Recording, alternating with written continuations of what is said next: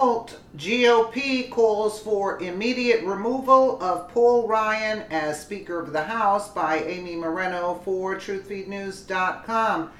There's a revolt happening now in the House of Representatives. There are rumblings underway from House members who want Speaker Paul Ryan to step down now, not later. And one GOP rep is publicly calling for the lame duck globalist speaker to step down immediately and make way for new and effective leadership. From Breitbart, Representative Paul Gosar on Monday evening became the first sitting GOP member of the House of Representatives to publicly call for the removal of House Speaker Paul Ryan now rather than on Ryan's planned schedule post-election during an interview on Breitbart News tonight on Sirius XM. During a discussion with host and Breitbart News senior editor-at-large Rebecca Mansour about Ryan's failures on immigration, with a looming pro-amnesty discharge petition happening in the balance, Gosar hammered the entire current leadership team. Part of the problem is, I think the whole leadership team is toxic, Gosar said, and that's part of the problem. How did we choose this? These are the same group of people that conveyed the jurisdiction of the omnibus. These are the same group of leaders that haven't honored a promise. Gosar pointed to the founding chairman of the House Freedom Caucus, Representative Jim Jordan, as a solid replacement of Ryan when the time comes. Mansour had asked him about a call from Office of Management and Budget Director Mick Mulvaney, a Freedom Caucus House member, before he joined President Donald Trump's administration. For Ryan to be removed now, to force House Democrats to demonstrate in a floor speakership, vote their true allegiance to House Minority Leader Nancy Pelosi. There's a movement of people that are backing Jim Jordan from the Freedom Caucus, Gosar said. I myself would back Jim Jordan in a heartbeat. He would be a great person to get back to having leadership for change and statute reform. That's how you you look at this. It's got to be somebody that is going to bring back good process, which brings back good policy, which builds good politics. This is problematic. News broke this weekend that a group of grassroots conservatives, more than 100 of them, are calling to draft Jordan for the speakership. He further elaborated on his support for Jordan for speaker. I think Jim Jordan is a great person. I think the move is afoot to draft Jim Jordan, Gosar said. I think if the votes were already had, I think the replacement would have already been there. I think the further this goes down the road, I think this was the latest warning call in regards to that process on the farm bill. I think it's time. I think it would energize our base.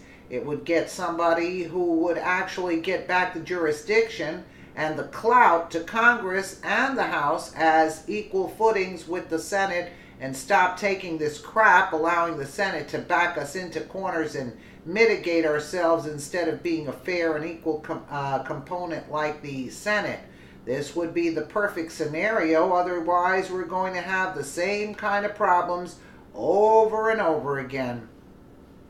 When Mansour added again, if Gosar was specifically saying, call the vote for a speaker now and elect Jordan before the election in November, he replied, absolutely. It allows us to pony up, but it also allows us to get things done, Gosar said, because we haven't seen it done. Gosar listed a number of things Ryan promised but has not delivered as speaker.